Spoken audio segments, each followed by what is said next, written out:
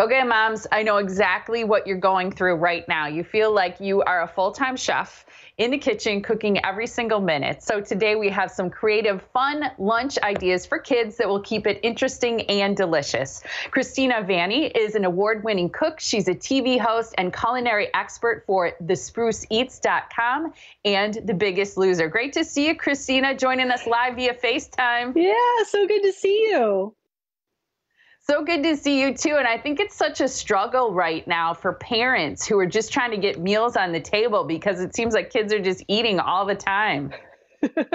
Absolutely. And, all of a sudden, in a snap, our entire world changed. And the entire family is home 24/7. So now all of a sudden, all of our meals are eaten at home. So we're not worrying about packing lunches or kids buying lunches at school.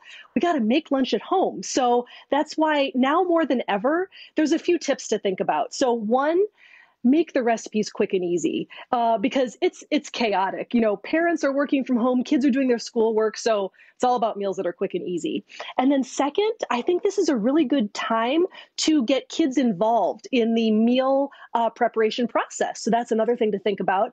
And then finally, because we're eating everything at home, you need to keep things exciting. So this is the time to try some new recipes, explore some new flavors, play with some new ingredients and really make it fun.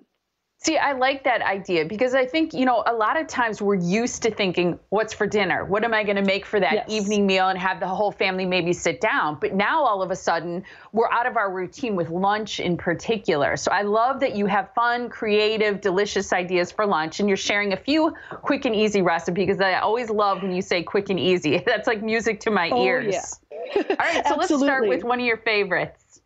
Yeah, so one of my favorites is I have this recipe for oven fried chicken fingers. So it's really easy. So you just take some chicken tenders and start by marinating them in some buttermilk to get some flavor in there. And then this is when the kids can get involved. What you do is you take a little bit of cornflake cereal, put it in a zip top bag, and then give it to the kids and let them just crunch it like crazy and make the break those cornflakes down into a nice powder. And then what you do is you put some seasoning in there and then dip the buttermilk marinated chicken fingers in that crispy coating.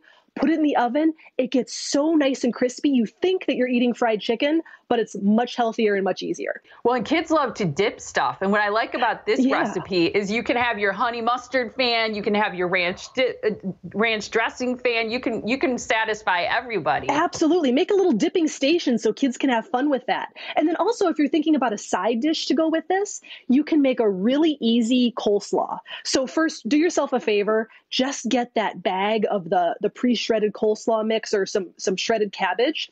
And then you have two options. You can do the classic sort of creamy coleslaw dressing, or if you don't want to go the mayonnaise route, you can do a vinegar-based kind of sweet and tangy dressing. So either way, you have a great side dish to go with the chicken fingers.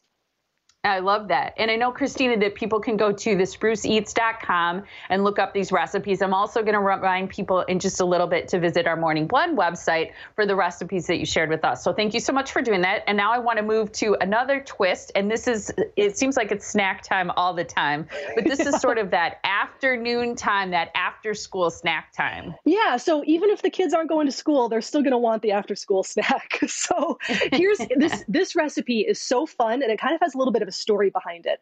So it's called fairy bread. So just the title alone, kids are going to love it. All you have to do is take a piece of white bread and just coat it with a little bit of butter and then just cover the entire piece of bread in sprinkles. Okay. And so this recipe that sounds kind of silly, it actually comes from Australia. So down in Australia, this is really frequently served at children's parties. So then all of a sudden, something that was just kind of a fun and silly after school snack can become a little bit of a geography lesson.